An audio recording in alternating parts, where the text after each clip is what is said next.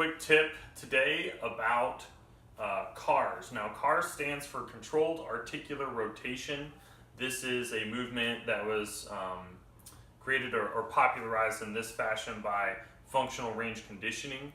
And the key point I want to make is a lot of times if you just are given CARS in your program online, you might miss a couple of the little nuances that you would get from seeing them demoed in person. So I want to demo and talk you through a couple of the general CAR movements and why they're important. So CARs essentially just mean taking a single joint through its fullest range of motion that you can control at any given point within that movement. So think of this as kind of like isolating a single joint, and then we can ramp this up and down in difficulty by how much tension we create at each point.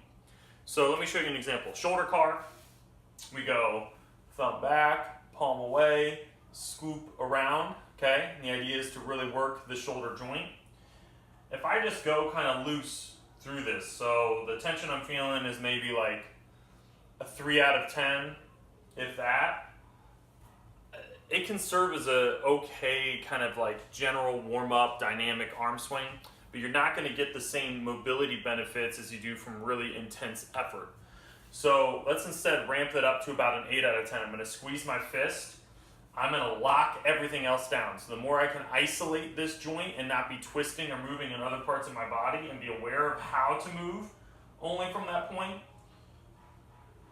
not only is this going to be better, so now I'm really focused on keeping my ribs down. Okay, that's about as high as I can go. I'm going to turn my palm away now, and now this is where I really got to fight. I'm going to try to pull that shoulder back behind me, but not twist my rib cage.